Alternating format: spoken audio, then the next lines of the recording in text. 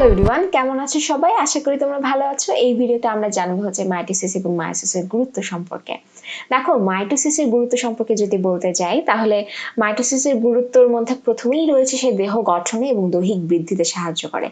আমরা ছোট থেকে যে আস্তে আস্তে বড় হচ্ছি, তারপরে আমাদের বডিটা যে পুরোপুরিভাবে সুগঠিত হচ্ছে, আমাদের হাড়গুলো মজবুত হচ্ছে, আমাদের হাতগুলো বড় হচ্ছে, আমাদের বডির ভেতরের অর্গানগুলো যে ম্যাচিউরড হচ্ছে, এই প্রত্যেকটা কাজের জন্য, প্রত্যেকটা বৃদ্ধির জন্য মাইটোসিস প্রয়োজন। কারণ মাইটোসিসে আমরা জানি যে মাতৃকোষের অনুরূপ দুটো কোষ তৈরি হয় এবং সংখ্যা বৃদ্ধি করে। তো সংখ্যা বৃদ্ধিটা আমাদের বডিতে খুব প্রয়োজন। বংশ বৃদ্ধির ক্ষেত্রে যদি আমরা চিন্তা করি, কিছু এককোষী সুকেন্দ্রিক জীব রয়েছে যাদের একটাই কোষ, এবং একটা কোষ থাকার কারণে তারা বংশ বৃদ্ধি করে মাইটোসিসের মাধ্যমে। তাদের জনন কোষ তৈরি করার প্রয়োজন পড়ে না, তারা সরাসরি নিজেরা নিজেদের বডিটাকে মাইটোসিস করে বিভাজিত করে বংশ বিস্তার করে, যেমন ক্ল্যামাইডোমোনাস। তাহলে আমরা বুঝতে পারলাম যে এককোষী কিছু জীব আছে যাদের বংশ বিস্তারের জন্য মাইটোসিস দরকার। তারপর জননাঙ্গ সৃষ্টি এবং জনন কোষের সংখ্যা বৃদ্ধি। জননাঙ্গ তৈরি হওয়ার জন্য কিন্তু আমাদের মাইটোসিসটা প্রয়োজন, কারণ সেটা বডির দৈহিক বৃদ্ধি এবং দৈহিক ম্যাচিউরিটির একটা অংশ। জনন অংশগুলো, জনন যে অর্গানগুলো আছে, তন্ত্রগুলো আছে, এইগুলো তৈরি হওয়ার জন্য মাইটোসিস প্রয়োজন। আর জনন কোষের সংখ্যার জন্য কিন্তু প্রয়োজন।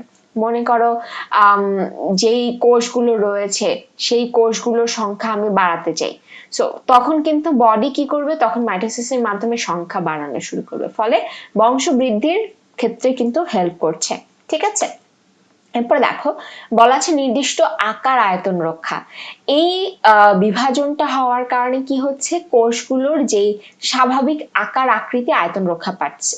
একটা কোষ নির্দিষ্ট আকার পর্যন্ত বড় হলে সে বিভাজিত হয়ে নতুন দুটো কোষে পরিণত হয়ে যাচ্ছে।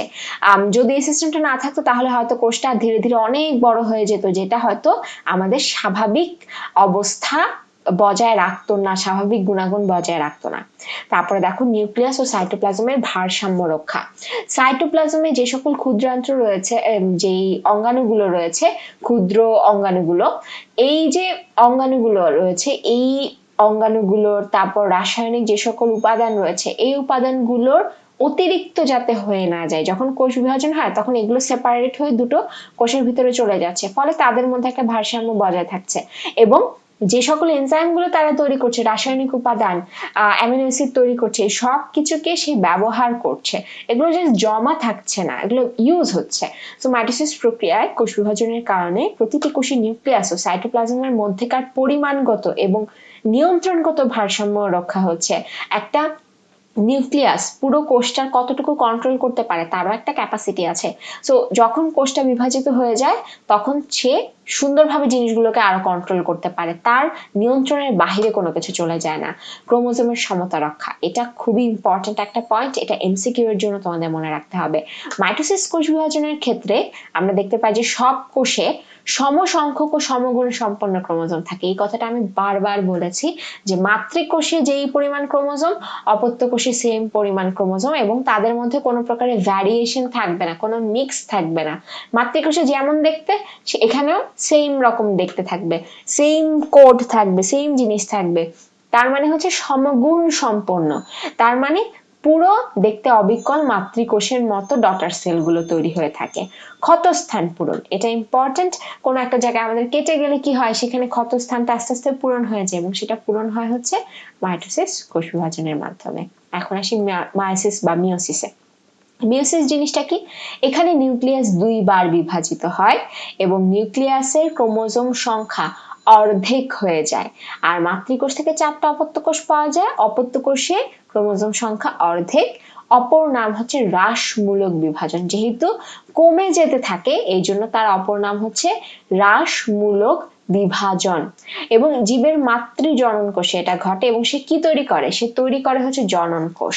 মাতৃজনন কোষ বিভাজিত হয়ে জনন কোষ তৈরি করে। মস এবং ফার্নের জাইগোটে আমরা দেখতে পাই এই মায়োসিস কোষ বিভাজনটা ঘটে। এছাড়া জীবের মধ্যে, উন্নত জীবে তো ঘটে, আমরা উদ্ভিদের ক্ষেত্রে যদি চিন্তা করি, মস এবং ফার্নের জাইগোটের মধ্যেও মায়োসিস কোষ বিভাজন ঘটে। এখন জাইগোটে কেন ঘটে, এটা তোমাদের মনে প্রশ্ন আসতে পারে। কারণ হচ্ছে যে ওদের যেই দেখা যায় যে মেইন বডিটার ক্ষেত্রে তারা হচ্ছে হ্যাপ্লয়েড ধরনের। সো হ্যাপ্লয়েড ধরনের বডিটা যদি থাকে, মেইন বডি যেমন মসের হ্যাপ্লয়েড ধরনের বডি যেহেতু থাকছে, তখন দেখা যায় যে দুটো তাদের গ্যামেটও হ্যাপ্লয়েড হয়, দুটো হ্যাপ্লয়েড গ্যামেট মিলে একটা জাইগোট কোষ তৈরি করে। এখন জাইগোট কোষ তো আসলে মাতৃ বডিটার মতো না, সো তখন এখানে আবার মিওসিস ঘটলে হয় কি, এখান থেকে আবার একটা হ্যাপ্লয়েড কোষ আসে, এই কোষটা আস্তে আস্তে একটা নতুন করে মনে করো একটা নতুন একটা মস তৈরি করে দিল। ঠিক আছে, আচ্ছা এরপরে দেখো এখানে একটা ছবি দেখতে পাচ্ছি মাতৃকোষ ডিএনএ অনুলিপন হলো, তারপর এখানে আমরা দেখতে পাচ্ছি দুটো আপত্যকোষ তৈরি হয়েছে, তারপর চারটা আপত্যকোষ তৈরি হয়েছে, এবং এখানে দেখো আমরা দেখতে পাচ্ছি যে অর্ধেক সংখ্যক ক্রোমোজোম এবং এখানে ভ্যারিয়েশন আছে, এই যে একটা এক্সট্রা অংশ অন্যরকম দেখতে আছে, তার মানে এখানে একটা ভ্যারিয়েশন তৈরি হয়েছে। এটা মায়োসিসের মাধ্যমেই কিন্তু ঘটে। সো মায়োসিসের গুরুত্বটা আমরা বুঝে গেলাম, মায়োসিসের বৈশিষ্ট্যটা বুঝলাম। এখন মায়োসিস কেন দরকার? জনন কোষ তৈরিতে প্রয়োজন, এবং সেই সাথে জীবদেহে বৈচিত্র্য আনার জন্য মায়োসিস কোষ বিভাজনটা প্রয়োজন। অনুন্নত জীবের ক্রোমোজোম সংখ্যার ভারসাম্য বজায় রাখার জন্য মায়োসিস প্রয়োজন, যেহেতু তারা ডিপ্লয়েড হয়ে গেছে, ডিপ্লয়েড থেকে তাদেরকে হ্যাপ্লয়েডে ফেরত আনা প্রয়োজন, সেই জন্য প্রয়োজন। সো এখান থেকে আমরা কি কি মনে রাখবো, এই যে পয়েন্টগুলো আমরা মনে রাখবো এমসিকিউ এর জন্য। তারপরে এখানে যদি আমরা যাই, দেখো এখানে বলা আছে যে নিম্ন শ্রেণীর উদ্ভিদে স্পোর সৃষ্টির মাধ্যমে নতুন উদ্ভিদের সৃষ্টি হয়। এই একটা কথা তোমরা মনে রাখতে পারো, নিম্ন শ্রেণীর উদ্ভিদে তাদের যে কোষ আছে সেই কোষের ভিতরে বারবার কোষ বিভাজন করে করে তারা স্পোর তৈরি করে বা রেণু তৈরি করে। এখন দেখি মায়োসিসের গুরুত্বটা আসলে কি। এতক্ষণ তো আমি মুখে বলেছি, এখন একটু পয়েন্ট আকারে দেখি। প্রথমে হচ্ছে জনন কোষ সৃষ্টি করে। জনন কোষ মানে হচ্ছে গ্যামিট, জনন কোষ তৈরি না হলে বংশবৃদ্ধি অসম্ভব, জাইগোট তৈরি হবে না। ক্রোমোজোম সংখ্যা ধ্রুব রাখে, কিভাবে রাখছে?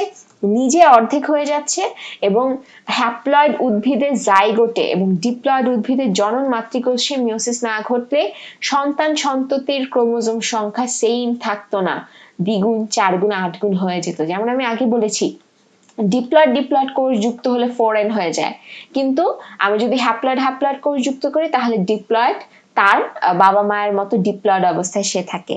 আবার একইভাবে হ্যাপ্লয়েড উদ্ভিদের জাইগোট হ্যাপ্লয়েড মিলে একটা ডিপ্লয়েড তৈরি করে ফেললো, এখানে মায়োসিস ঘটলে সে আবার হ্যাপ্লয়েডে ফেরত যেতে পারে। এই জন্য মায়োসিস গুরুত্বপূর্ণ, ক্রোমোজোম সংখ্যাটাকে ধ্রুব রাখার জন্য, কনস্ট্যান্ট রাখার জন্য। প্রজাতির সক্রিয়তা ঠিক রাখা, ক্রোমোজোম সংখ্যা ঠিক রাখলে কিন্তু একটা প্রজাতির সক্রিয়তা প্রপারলি ঠিক থাকে। এবং আরেকটা জিনিস যেটা আগেই বলে ফেলেছি, বৈচিত্র্য, এবং বৈচিত্র্যটা তৈরি হয় কিভাবে? মায়োসিসের মধ্যে ক্রসিং ওভার ঘটে, ক্রসিং ওভার ঘটলে একটা ক্রোমোজোমের সাথে আরেকটা ক্রোমোজোমের কিছু অংশের আদান প্রদান ঘটে, ফলে তাদের বৈশিষ্ট্যের মধ্যে ভিন্ন রকমের বৈশিষ্ট্য আসে এবং বৈচিত্র্য আসে। সো আমরা এই ভিডিওতে মাইটোসিস এবং মায়োসিসের গুরুত্ব জানলাম। এখন এখান থেকে প্রশ্ন কিভাবে আসবে? এখান থেকে প্রশ্ন আসে হচ্ছে ঘতে, সৃজনশীলের ঘয়ের মধ্যে প্রশ্নটা আসে যে মাইটোসিসের গুরুত্ব লেখো, কিংবা তোমাকে প্রশ্নটা এভাবে আসতে পারে যে একটি কোষ বিভাজন প্রক্রিয়া আছে, যেই প্রক্রিয়ায় মাতৃকোষের অনুরূপ দুটি অপত্য কোষ তৈরি হয়, সেই প্রক্রিয়াটার গুরুত্ব লেখো, সেই ধরনের কোষ বিভাজনের গুরুত্ব লেখো। তোমার কিন্তু তখন মাইটোসিসের গুরুত্বটা লিখতে হবে। তো আশা করি তোমরা এই ভিডিওটা বুঝতে পেরেছো। যদি তোমাদের কোনো প্রশ্ন থেকে থাকে অবশ্যই সেটা কমেন্ট সেকশনে জানিয়ে দিবে।